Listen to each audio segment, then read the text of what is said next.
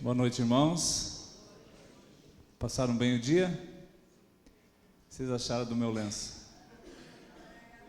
Vocês viram que eu já estou quase gaúcho, né? Ganhei hoje lá na associação.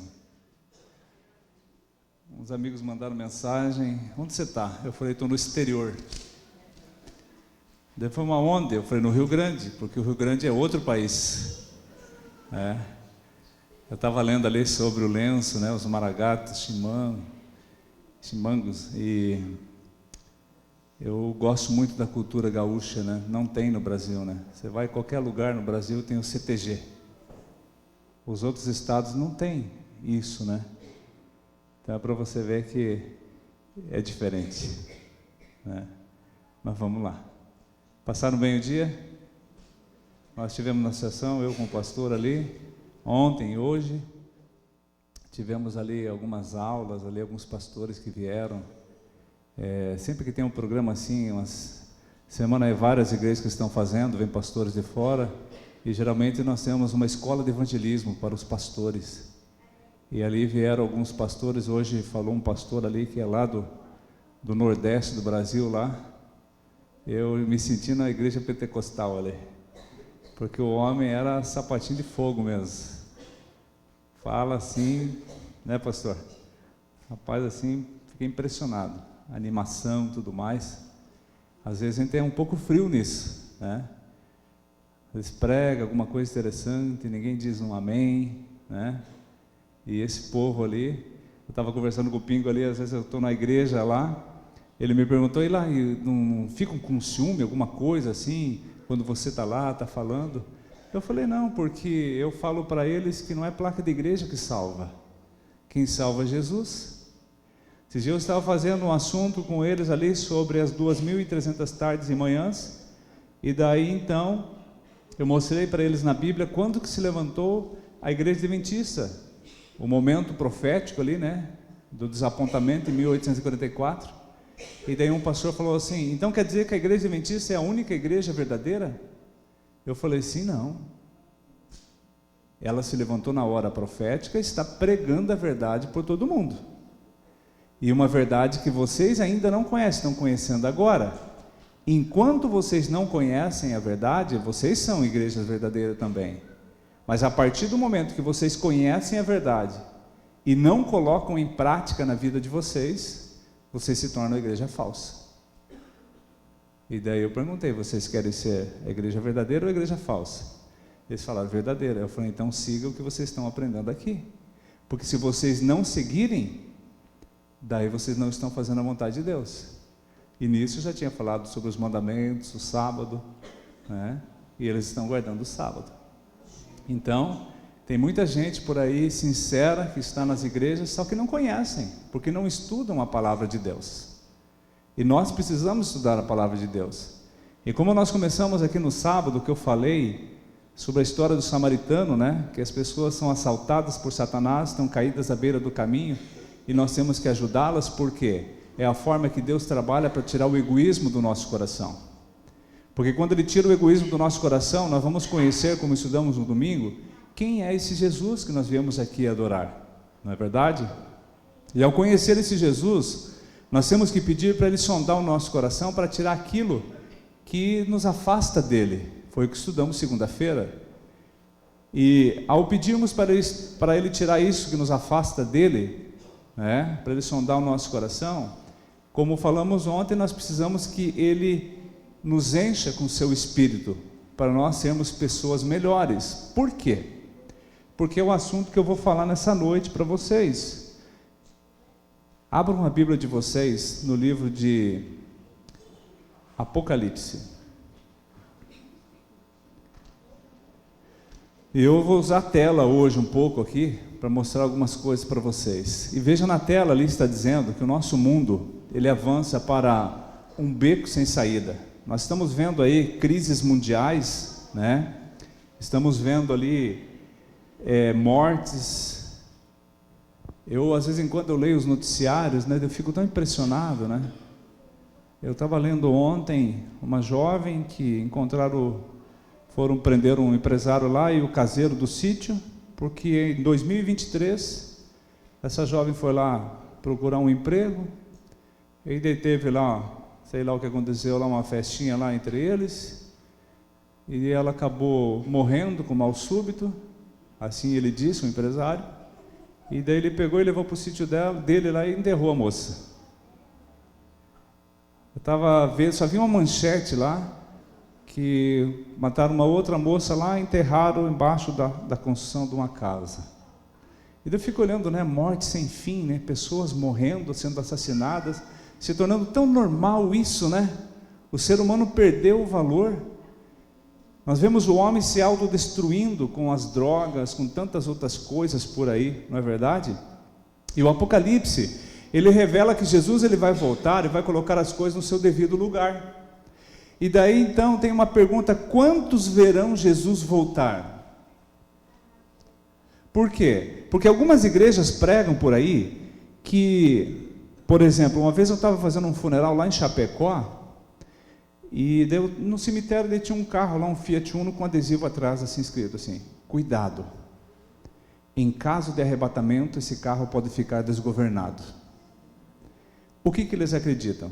Ele acredita que você é uma pessoa muito boa. Você está aqui na igreja, de repente você tem vontade, vai lá tomar uma água, vai no banheiro e você some. E daí eles acreditam que Jesus veio para você e te arrebatou. Então quem viu Jesus voltar? Só a pessoa que foi arrebatada. Então é uma crença, é isso que eles ensinam por aí.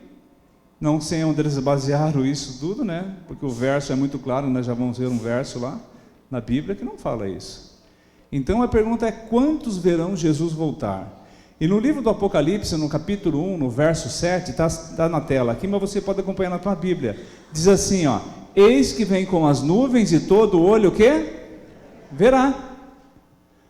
E diz mais: até quanto trespassaram, e todas as tribos da terra se lamentarão sobre ele, certamente, amém. Então a Bíblia está falando que todo olho verá. A Bíblia não está dizendo que somente os bons, aqueles que fazem a vontade de Deus, é que vão ver Jesus voltar. A Bíblia está falando que todo olho verá. E veja só, a vinda de Jesus no Novo Testamento, 1 a cada 5 versículos fala sobre a volta de Jesus. Tem 1.500 passagens sobre a segunda vinda dele. Então está muito claro na Bíblia. As coisas estão se afunilando. As pessoas sabem disso aí fora. Está afunilando, vai acontecer alguma coisa. Aqueles que têm um pouco de conhecimento da Bíblia sabem que Jesus vai voltar. Mas alguns que não estudam a Bíblia não sabem, ficam perdidos, estão ansiosos por aí, doentes. E Jesus, ele não nos deixou no escuro a respeito da ocasião da sua vinda. Ele deixou sinais. No livro de Mateus, capítulo 24, verso 3, os discípulos sentam com Jesus ali e eles perguntam: Senhor, dize-nos quando sucederão essas coisas, que sinal haverá da tua vinda e da consumação dos séculos? Que sinal que vai haver? E daí então, quais sinais que Jesus deixou para nos avisar do seu retorno? E ele diz ali no livro de Mateus 24, 12: por se multiplicar a iniquidade, o amor se esfriará de quase todos. Eu pergunto para você, o que é iniquidade? O que é iniquidade? Pecado? Não é pecado. Iniquidade é mais do que pecado. Sabiam disso? Veja só o que diz o dicionário. Iniquidade: algo ou alguém que tem um comportamento contrário à moral, à religião, à justiça e à igualdade. A iniquidade está associada ao ato de ser mau, injusto e perverso. Uma pessoa iníqua transgride as leis. Agora sim, agora porque o pecado é a transgressão da lei, certo? Então a pessoa iníqua transgride as leis, as normas morais, éticas, sem qualquer tipo de ressentimento ou escrúpulo. A Bíblia diz, abra a tua Bíblia no livro de Ezequiel, vamos lá para Ezequiel, vou te mostrar onde que surgiu a iniquidade. Ezequiel, no capítulo 28,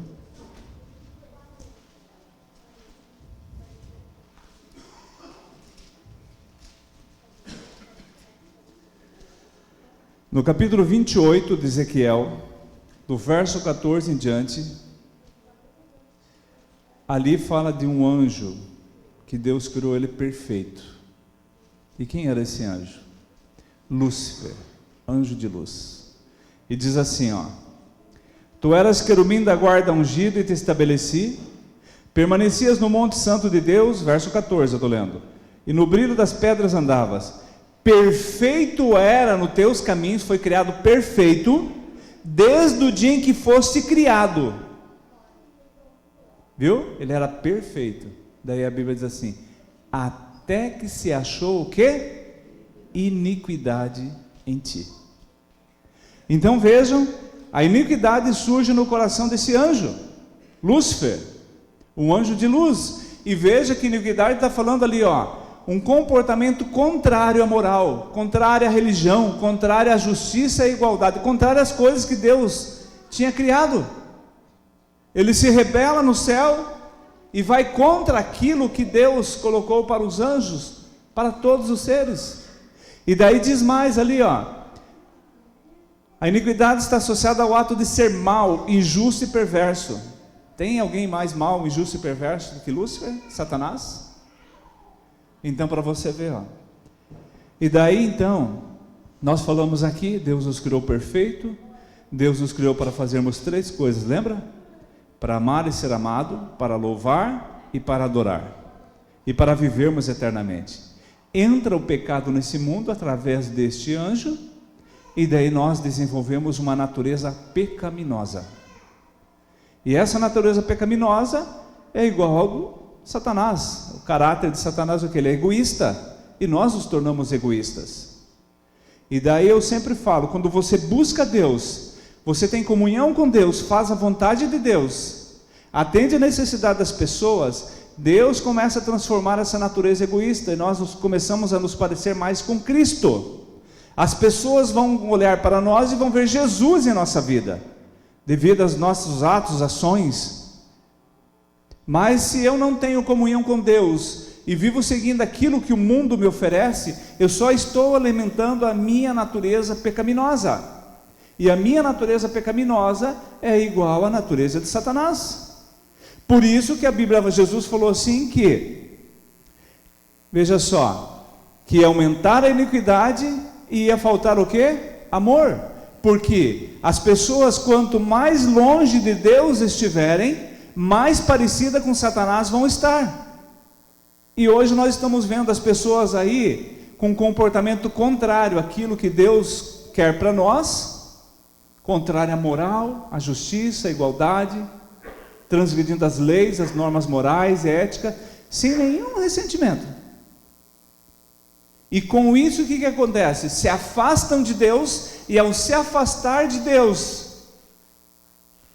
ficam menos parecidos com Deus, ou seja, não amam como Deus ama, porque o amor de que Deus quer que nós tenhamos, não é esse amor, eu te amo, é o amor que a Bíblia fala, ágape, o amor que Deus tem, aquele que eu não penso em mim, mas eu penso no meu próximo. E hoje nós estamos vendo o mundo como está se cumprindo aquilo que Jesus falou, o amor ia se esfriar, ia aumentar a iniquidade, para você ver, ó. O sinal que Jesus deixou, Lucas 21:11, assim: haverá grandes terremotos, epidemias, fome em vários lugares, coisas espantosas e também grandes sinais no céu. E veja só, a Bíblia fala: se nós não pregarmos as pedras, vamos fazer o quê? Vamos pregar. E aqui estão as revistas do mundo mostrando, ó, o fim do mundo começou. Olha só, os sinais do Apocalipse, alerta global, está mostrando para nós que estamos chegando no fim. E o que nós estamos fazendo? Veja só, os piores terremotos viriam. A cada ano 6.000 terremotos a mais. Nos últimos 90 anos, 1,5 milhão de terremotos. Essa semana deu um terremoto em um lugar. Vocês viram? Não viram onde deu um terremoto? Em Portugal. Os brasileiros que estão lá ficaram tudo... Eu tenho uma sobrinha lá com a família. Mas isso é normal. Terremoto sempre teve. É o movimento das placas tectônicas. Amigos, não é isso. Os terremotos, Deus está chacoalhando essa terra, está mostrando: filho, acorda, eu estou voltando. Só que Satanás coloca em nossa cabeça que isso é normal, que sempre aconteceu, vai acontecer, o efeito estufa por causa do calor, isso, aquilo, e daí nós ficamos ouvindo essas lorotas aí, e não estamos prestando atenção na Bíblia, que isso é um sinal da volta de Jesus. E veja mais, haverá grandes terremotos e o quê? Epidemias. O que nós saímos há pouco tempo ali? Você sabe que nós estamos vivendo ultimamente numa epidemia, né? Epidemia da dengue. Isso é normal, sempre teve. Vamos deixar água no quintal. Mas amigos, são sinais da volta de Jesus. Fome, né? Imagina uma cena como essa, um pai não ter o alimento para dar para o seu filho, ou uma cena como essa aqui, ó. Eu estive na África em 2008, em Moçambique. Era o 4º ano de teologia, e daí eu fui um dos alunos escolhidos para nós irmos para lá fazer um evangelismo. E eu fui para a capital de Moçambique, Maputo, e estava num bairro. E amigos, a cidade é 98% extremamente pobre e 2% extremamente rica. E daí então lá no bairro que eu estava, que tinha igreja, lá era assim, a igreja estava aqui, o terreno, e tinha um banheiro. O banheiro era o quê? Uma patente, lembra? Sabe o que é uma patente, né? E daí eu descia um terreno, tinha uma casa, uma patente, descia mais um pouco, uma casa, uma patente, e lá embaixo tinha um poço d'água que fornecia água para todo mundo ali. Não tinha emprego. As pessoas montavam uma banquinha na frente da casa.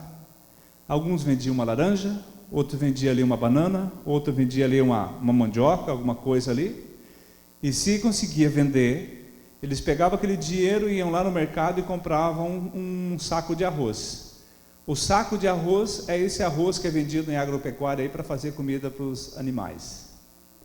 E esse arroz vai daqui do Uruguai para lá, só para você ver. E se não vendia, o que eles faziam? Trocava um com o outro ali para comer uma coisa diferente. E eles comiam uma vez por dia. Só para você ver. Mas você não precisa ir lá na África. Aqui bem perto tem gente passando fome, não tem? É para você ver como que é. Uma outra coisa, a Bíblia fala ali, ó, e coisas espantosas. Sinais da volta de Jesus, ó. Vai haver terremoto, epidemia, fome em vários lugares e coisas espantosas. O que é isso aqui? O que é isso?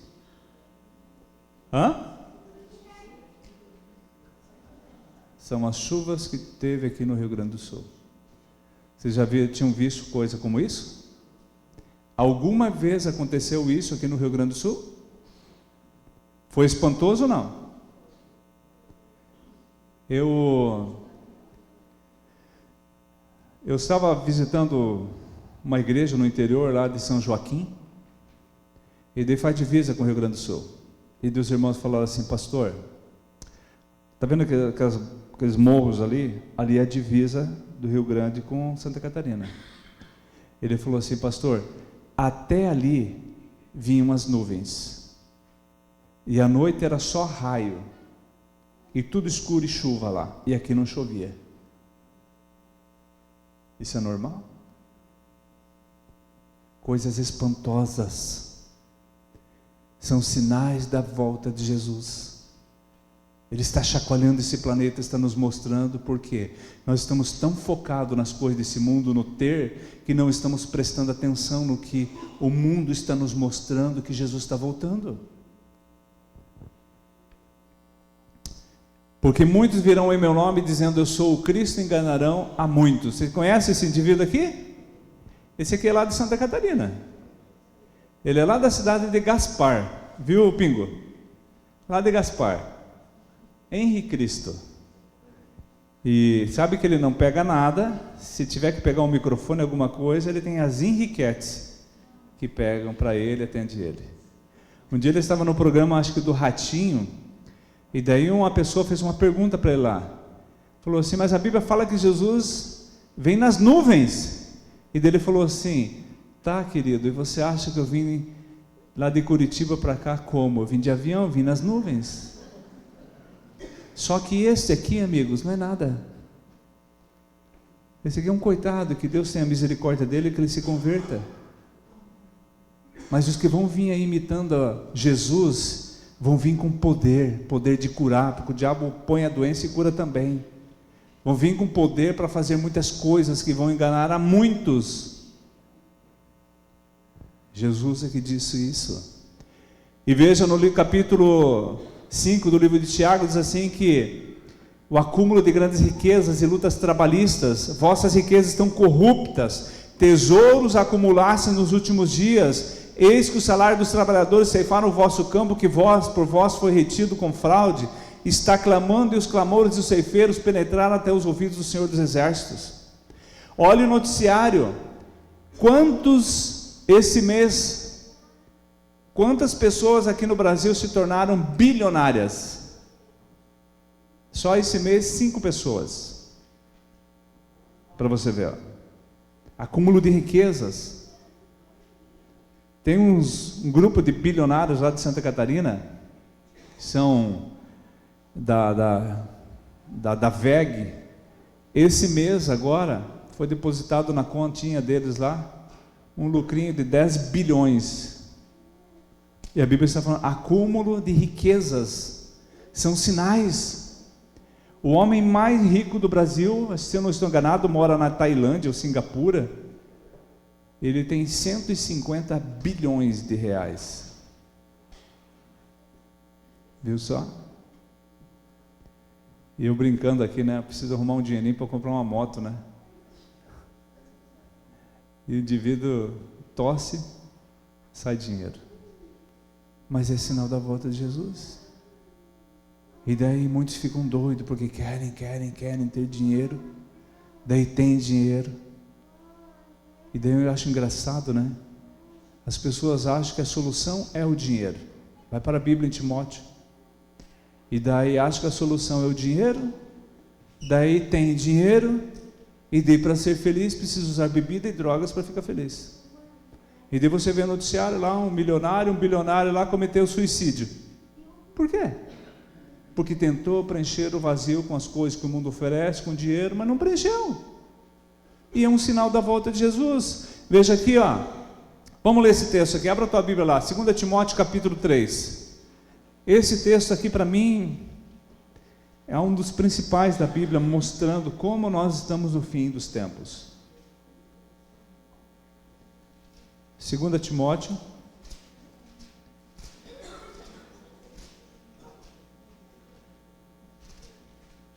no capítulo 3, verso 1 em diante, diz assim, ó, sabe porém isto, nos últimos dias sobrevirão tempos o quê? Os tempos estão fáceis ou difíceis? Está fácil para criar filho? E começa, para pensar. Está fácil com a violência que nós temos por aí? Está fácil com a corrupção? Pois os homens serão egoístas, capaz, avarentos, capaz, ninguém pensa em dinheiro, jactanciosos, arrogantes, blasfemadores, desobedientes aos pais. Eu sou de uma época em que, se o pai falava não, era não, a mãe falava não, era não. Eu sou de uma época que os pais olhavam assim, você já sabia. Eu sou de uma época que, se a gente está em casa, chegava uma visita, e os pais recebiam essa visita ali na sala, e se você estava no quarto, você não saía do quarto para passar ali no meio das visitas. Se você quiser sair, você pulava a janela. Havia respeito. Estava certo que às vezes era um pouco duro demais, né? Mas havia respeito. Era benção pai, benção mãe. O pai falava não, era não. E hoje em dia fala não para os filhos, daí que eles fazem. Os filhos se metendo nas conversas dos adultos. É bíblico. E ainda mais, ingratos, irreverentes, desafeiçoados, implacáveis, caluniadores, sem domínio de si, cruéis, inimigos do bem, traidores, atrevidos, infatuados, mais amigos dos prazeres que amigos de Deus. Sabe, porém, isso, nos últimos dias sobrevirão tempos difíceis. Estamos vivendo nesses tempos ou não? Sim ou não? Então é para você ver.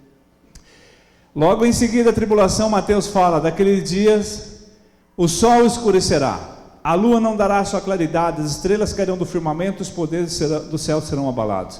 Quem falou isso aqui? O próprio Jesus falou isso. E daí você vai pesquisar na história, vai para o livro de Apocalipse também, no capítulo 6, ali João também fala. Ali fala 7 selos, 7 cartas, 7 trombetas. O que é isso?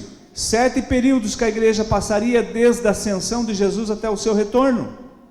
E num desses selos, o 6º selo, a Bíblia fala ali de 4 acontecimentos: o grande terremoto, o sol negro, a lua como sangue e a queda das estrelas. Então, esses 4 sinais deram abertura ao 6º selo. E ao abrir o 6º selo, começou o tempo do fim. E daí Jesus também falou isso antes, logo em seguida da tribulação daqueles dias. Que tribulação era essa? Daí você vai para a história, você encontra na história o período da Santa Inquisição, de 538 a 1798, que durante 1260 anos, Satanás perseguiria a igreja de uma forma terrível. Aonde que ali, você pode olhar essa figura ali, né? Milhões de pessoas, incluindo crianças e velhos, morreram como mártires por amor à verdade. E veja, de 538 a 1798, o sol escurecerá, a lua não dará claridade. Isso aconteceu no dia 19 de maio de 1780. A história conta que por volta das 9 horas da manhã começou a escurecer. Quando chegou o horário do meio-dia, não chegava uma folha de papel em branco na frente do rosto assim. E esse dia escuro durou até o nascer do sol do outro dia. E na noite desse dia escuro, a lua apareceu no céu vermelha como sangue. E a queda das estrelas aconteceu no dia 13 de novembro de 1833. Conta a história que caiu tanta estrela cadente que dava para ler um jornal em praça pública, de tão claro que ficou. E como diz ali, 6 horas sem parar ocorreu a gigantesca e inexplicável chuva de meteoritos. Para você ver, Jesus falou e se cumpriu. E Satanás, amigos, ele vai tratar de enganar, imitando a segunda vinda de Cristo. E daí a pergunta é: como Jesus virá? Que declaração revela que a sua vinda não será secreta? Veja ali, se alguém vos disser, Jesus voltou, está lá em São Paulo, está lá em Nova York, está lá na França, vai assistir a Paralimpíada agora, né? Ele está falando assim, não acrediteis. Assim como o relâmpago sai do Oriente e se mostra até o Ocidente, ele está dizendo, assim há de ser a vinda do Filho do Homem. E veja esse texto aqui, vem o nosso Deus e não guarda o quê? Silêncio. A volta de Jesus não é algo silencioso. Vou provar para vocês. Abra a tua Bíblia no livro de 2 Pedro. 2 Pedro capítulo 3.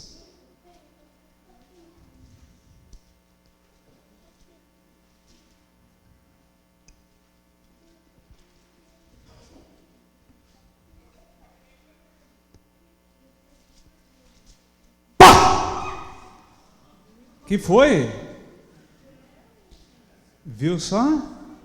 Deu um susto aí, quase matei uns do coração, né? Por que você se assustou? Olha o que o texto diz, foi de propósito. O texto diz no verso 10: virá entretanto como ladrão o dia do Senhor, o qual os céus passarão com estrepitoso o quê? O que aconteceu quando eu fiz o barulho? Todo mundo olhou para mim. Vai ser assim na volta de Jesus. Vai dar um estrepitoso estrondo no céu, que todo mundo vai olhar para o céu. Por isso que eu fiz o barulho de propósito, para você entender o que vai acontecer. Por isso que a Bíblia fala, não guarda silêncio. E diz mais o texto assim, olha só: os elementos se desfarão abrasados, também a terra e as obras que nela existem serão atingidas. Vai para Apocalipse capítulo 6, olha o que diz a Bíblia ali. Apocalipse capítulo 6, no verso 14. Vou esperar você achar. Diz assim, ó: e o céu recolheu-se como um pergaminho quando se enrola.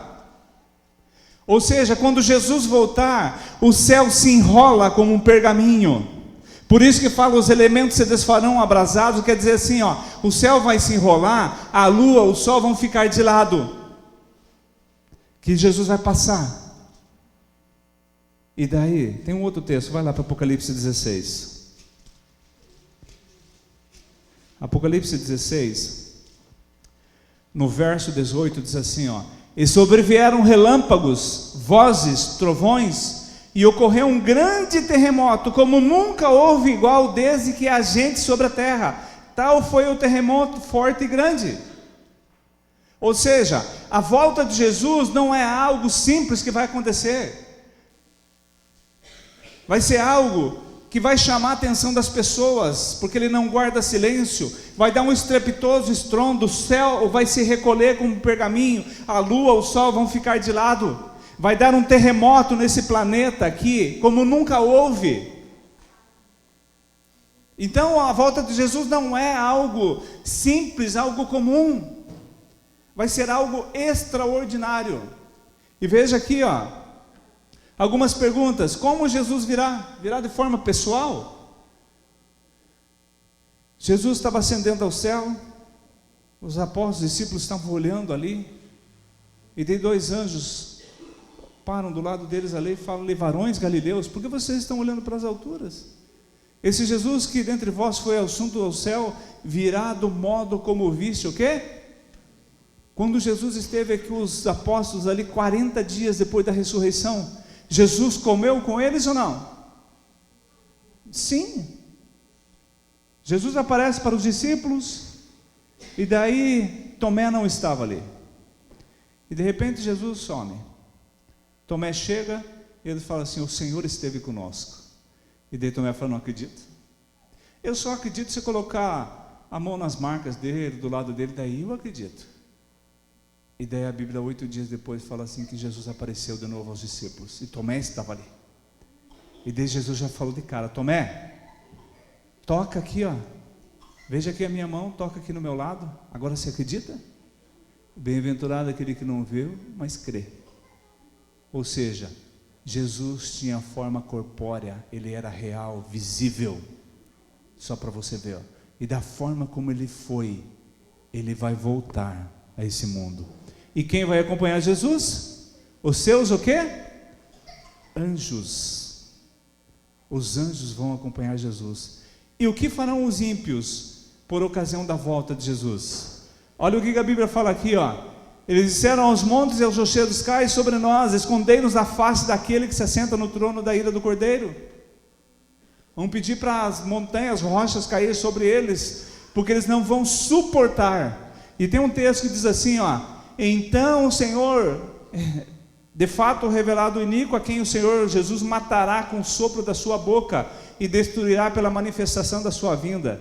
Quando você pega esse texto, você fala: mas Jesus vai matar? A Bíblia fala que para Deus a morte do ímpio é algo estranho. Mas peraí, Deus vai matar? O que quer dizer esse texto? É muito simples. A tua Bíblia está aberta em Apocalipse capítulo 19. Abre ali no capítulo 19. Do capítulo 19, verso 11. Ali diz assim, ó: viu o céu aberto, eis um cavalo branco, seu cavaleiro se chama Fiel e Verdadeiro, julga e peleja com justiça. Verso 13: está vestido com um manto tinto de sangue, e seu nome se chama Verbo de Deus. Quem é ele? Quem é ele? O Verbo de Deus? Jesus. E daí a Bíblia fala assim, ao verso 15: sai da sua boca uma espada afiada para ferir as nações. Mas espera aí, sai da boca de Jesus uma espada, ele é engolidor de espada? O que quer dizer sai da sua boca uma espada? O que é a espada que a Bíblia fala? O que é a espada? Espada de 2 gumes? A Bíblia. Espada de 2 gumes pode dizer o Antigo e o Novo Testamento. Espada de 2 gumes porque corta dos 2 lados. A Bíblia mostra a verdade, ela corta, mas ela corta do outro lado também, se você não colocar em prática na tua vida. Então sai da boca de Cristo a sua palavra. Verso 16, ele no manto, e na sua coxa o nome escrito Rei dos Reis, Senhor dos Senhores. Mas vamos lá para o final do verso. E ele vem falando ali, e no verso 21 diz assim, ó: os restantes, falando dos ímpios aqui, depois você lê o contexto ali, foram mortos com a espada que saía da boca daquele que estava montado no cavalo. Quem estava montado simbolicamente ali? Jesus. O que sai da boca de Jesus? A espada. E os ímpios são mortos pela espada que sai da boca de Cristo. Mas como? É muito simples. Jesus falou assim: examinai as Escrituras. Temos que examinar, aprender de Cristo e colocar em prática na nossa vida. Essa semana eu vim aqui, estou mostrando algumas coisas para vocês, e eu espero que você coloque em prática na tua vida. Porque se você não colocar em prática, quando Jesus voltar, sabe o que vai acontecer? Você vai ver Jesus voltando nas nuvens, e você vai lembrar de tudo aquilo que você estudou na palavra. Se você colocou em prática, a Bíblia fala assim que num piscar de olhos você será transformado, certo? E aquele que não colocou em prática, ele vai lembrar das verdades e ele não vai suportar a glória de Cristo e vai morrer. E a morte dessas pessoas será uma morte terrível, será uma angústia tão grande por não obedecerem o Senhor, a sua palavra, que não vão suportar ver Cristo vindo nas nuvens. É isso que a Bíblia está dizendo. Ele não mata ninguém. A morte do ímpio é uma consequência da desobediência que eles não vão suportar. Só para você ver. É por isso, amigos, quando eu falo para vocês, examine as Escrituras. Este é o livro que vai transformar a minha vida para que o Espírito Santo habite em mim e me encha com o seu poder. Mas ao estudar esse livro eu tenho que colocar em prática, porque esse livro fala assim: amai-vos uns aos outros. Esse livro fala: suportai-vos uns aos outros. Esse livro fala assim, ó: ide, faça discípulo. Esse livro fala ali, Jesus falou, né? Eu tive fome, não me desse comer, tive frio, não me desse, todas aquelas coisas ali. E daí perguntaram: mas quando que te vimos e não fizemos por ti? Você faz por mim quando você faz pelo próximo. Então a Bíblia está mostrando o que temos que fazer, mas temos colocado em prática? E eu falei essa semana aqui, quanto tempo temos tirado para a Bíblia? Começa a ler a Bíblia, embaralha as vistas, dá sono. Mas quando pega uma tela, não tem sono. É isso que Deus quer que a gente entenda. Qual é a prioridade? A prioridade são as coisas de Deus. E nós estamos priorizando outras coisas que o mundo oferece. Por isso que muitas vezes somos frios, olhamos para as pessoas do nosso lado e não percebemos que as pessoas estão precisando de ajuda de alguma forma. Porque eu estou preocupado com o eu, com o ter, o eu, meu. É por isso que Jesus falou: examinai as Escrituras. Porque quando Ele voltar, se eu não fizer a minha parte, porque examinando as Escrituras eu serei transformado. É isso que a Bíblia fala, é isso que está dizendo, que matará com o sopro da sua boca. E qual o propósito, segundo o Apocalipse, para a segunda vinda de Jesus? Eis que venho sem demora, e comigo está a recompensa, o galardão que tenho para retribuir a cada um, segundo a quê? As suas obras. Olha para mim. Quais são as tuas obras?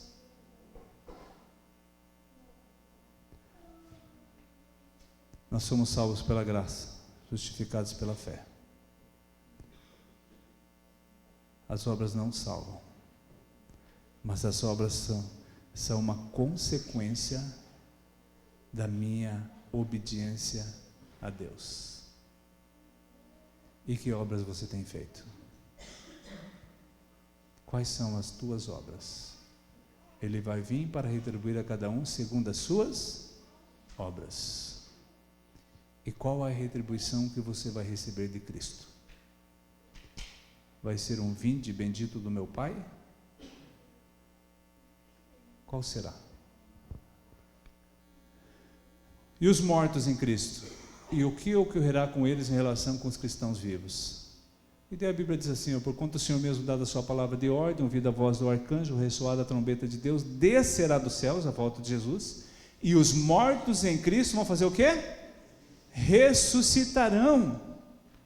Ressuscitarão primeiro, e depois nós, os vivos que ficarmos, aí sim, seremos arrebatados com eles. Ali vai ressuscitar os nossos queridos que já descansaram, e ali vamos poder encontrá-los, abraçá-los, e daí então nós seremos arrebatados até as nuvens do céu para o encontro do Senhor nos ares, e ali estaremos para sempre com os nossos queridos e com Cristo. Essa é a esperança que nos dá. Essa é a esperança que eu vou levar para aquela família lá para Rosa, Denise, semana que vem. Eu vou lá visitar e falar: ó, tem uma esperança, vocês podem reencontrar o Joaquim, mas agora vocês têm que fazer a parte de vocês. Vou lá conversar com eles, porque essa é a esperança que nos move aqui nessa terra. O Apocalipse apresenta as condições de vida que Jesus estabelecerá depois da segunda vinda. Ele diz que Ele vai enxugar dos olhos toda lágrima. A morte já não existirá, já não haverá luto, nem pranto e nem dor, porque as primeiras coisas o quê? Passaram. Veja só aqui, ó. Essa aqui é a linha do tempo. Hoje nós estamos aqui. E vai acontecer mais algumas coisinhas que a Bíblia está falando ali, e não vai demorar para acontecer. E daí então Jesus vem. Jesus volta, os justos que estão mortos ressuscitam, os justos vivos são transformados, e esses justos vão para o céu. E os ímpios, acontece o que com eles? Eles morrem. Se você continua estudando a Bíblia, vai ter uma segunda oportunidade para o ímpio? Não. A oportunidade que nós temos é agora. Eu quero encerrar com esse texto aqui, ó. Abra a tua Bíblia lá. Mateus capítulo 24. Quero encerrar com esse texto que o próprio Jesus falou.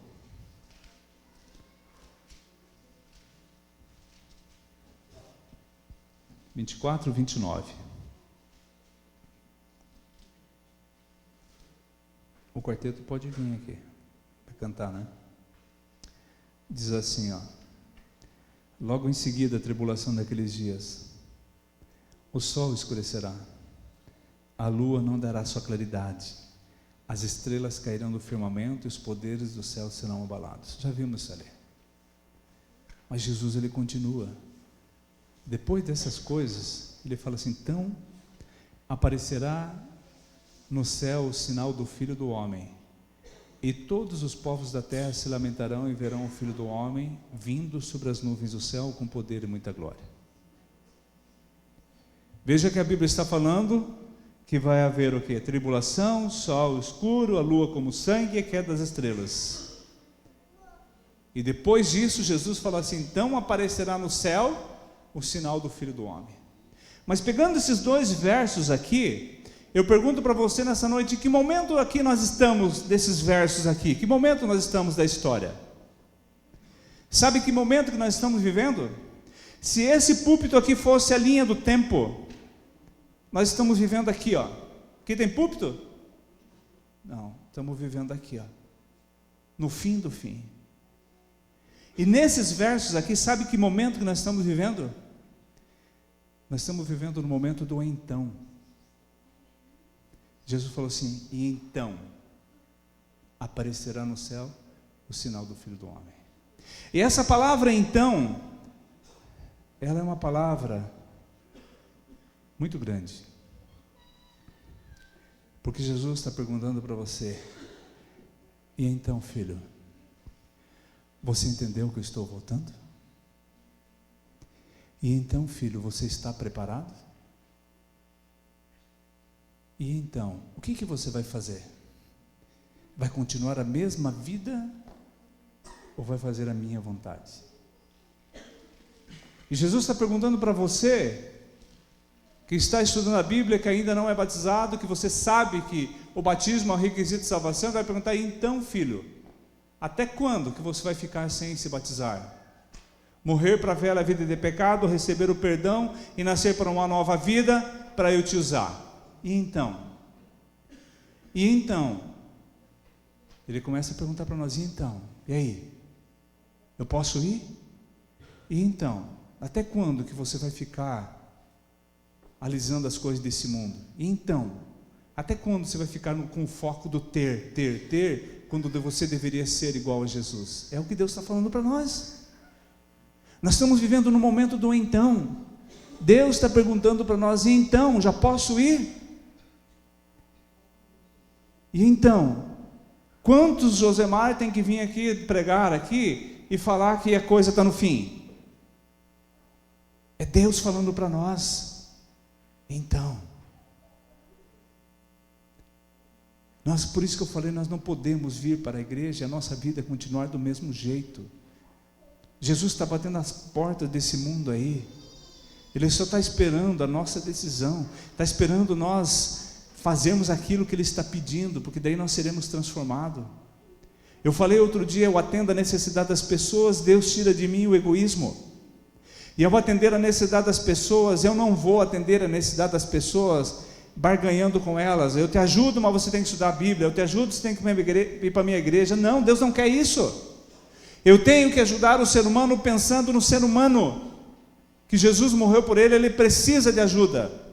Quando eu faço isso pensando no bem-estar das pessoas, sabe o que acontece? As pessoas vão ver Jesus em nossa vida e vão ter desejo de conhecer Jesus. Eu ajudo a pessoa fala assim: mas por que você está fazendo isso? Eu estou fazendo porque tem um Deus que me ama e me abençoa e pediu para abençoar alguém. A pessoa fala: eu quero conhecer esse Deus. Quer conhecer? Ele fala: examina isso, temos que estudar a Bíblia. E daí você começa a estudar a Bíblia com a pessoa, daí você fala: Jesus está voltando, você tem que se preparar, os sinais, Jesus está voltando, a Bíblia diz: ama a tua esposa como Cristo amou a igreja. E amigo, sabe o que acontece? É automático, porque daí Deus, quando eu ajudo as pessoas, Deus começa a trabalhar no meu coração, fala assim: filho, você falou para ele que ele tem que se preparar, que Jesus está voltando, mas você está se preparando? Você falou que ele tem que amar a esposa como Cristo amou a igreja, mas você está amando a tua esposa? Ou seja, é a forma que Deus usa para lapidar o nosso caráter. Mas enquanto nós não fizermos a vontade do Senhor, nós vamos continuar aqui. Deus vai usando a sua misericórdia, Ele é longânimo, mas Ele vai chegar um momento que Ele falou assim: basta. É por isso que Deus está dizendo para você nessa noite, depois de tudo que você viu: e então, o que você vai fazer? Nós não temos mais tempo. Está na hora de nós tomarmos decisões ao lado do Senhor e deixar as coisas que o mundo está nos oferecendo. Eu tenho que andar no caminho do Senhor e falar: Senhor, esta é a tua vontade, ter uma vida de dependência do Senhor. Eu falei para o pastor hoje, a gente foi lá para a associação, olha, eu acordei de madrugada, estava muito incomodado com a situação lá do menino Joaquim, e eu fui orar.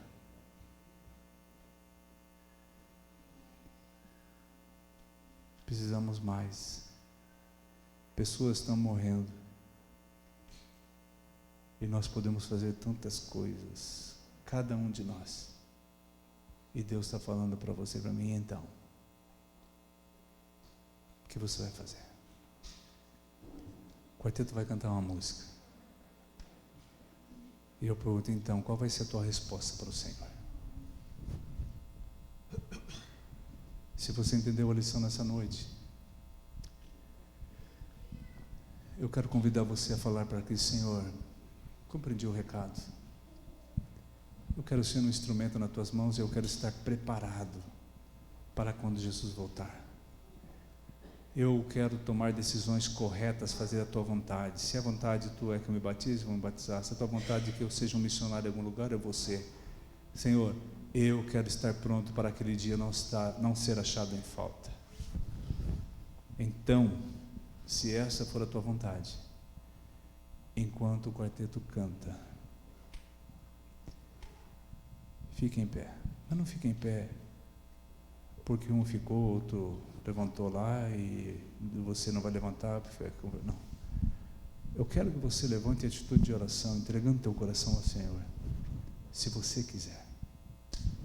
Mas eu quero que você levante, conversando com Deus, e fale: Senhor, está aqui, está aqui. Se ser fraco, falho aqui, e eu entendo que sem ti não sou nada. Mas eu quero que você levante para entregar a tua vida ao Senhor. Mas lembre-se que essa entrega vai ter consequências, porque o Senhor vai te usar. O Senhor vai tirar de você coisas que você não gosta, que você gosta, e talvez vai te colocar em situações que você não goste. Mas Ele sabe todas as coisas. É por isso que eu quero que você levante realmente, se você tiver vontade e tiver disposto de entregar teu coração, tua vida, tudo ao Senhor, para que Ele faça essa obra. Não levante pelo que os outros estão levantando, porque os outros estão levantando. Só levante se for esse teu desejo mesmo. Porque Deus está perguntando, então, qual vai ser a tua decisão?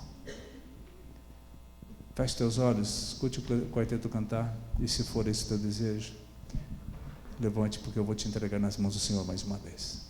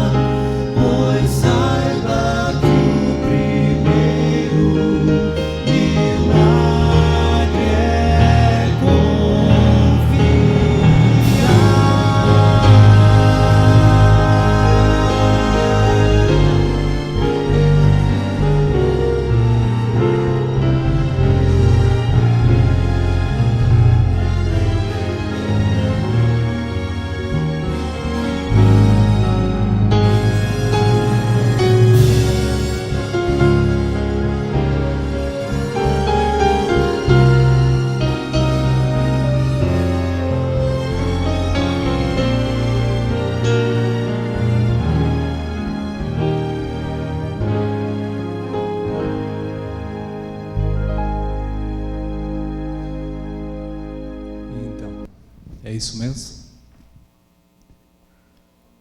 Você que ainda não é batizado, está estudando a Bíblia, ou você que já foi batizado, está retornando e já está com a vida em ordem para restaurar a vida com Deus através do batismo, procure o pastor. Essa semana vamos ter batismo. Se você não estiver pronto para essa semana ainda, vamos ter batismo em setembro também. Você acredita que você ficou em pé porque você decidiu nessa noite mais uma vez entregar tua vida ao Senhor. E não perca teu tempo então. Faça aquilo que o Senhor está chamando para você fazer. O resto é com Ele. Não fique com medo, com vergonha. O Senhor tem algo muito especial para nós. Ele quer nos usar e nos transformar. Para você que já é batizado, deixa o Senhor te usar. A partir de hoje, decisões você vai ter que tomar cada dia. Deus vai colocar situações em tua vida e você vai perceber a mão do Senhor ali. E você vai ter que decidir o que você quer. Se quer realmente fazer aquilo que o Senhor quer, ou vai querer continuar fazendo a vontade que o mundo, das coisas que o mundo oferece. A partir de hoje a tua vida não será mais a mesma,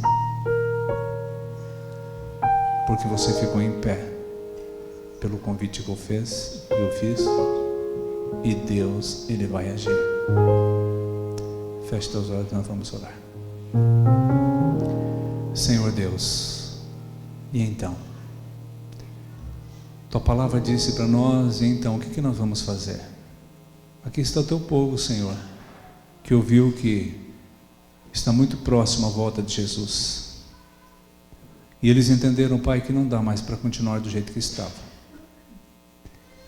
E eles querem mudança, querem transformação.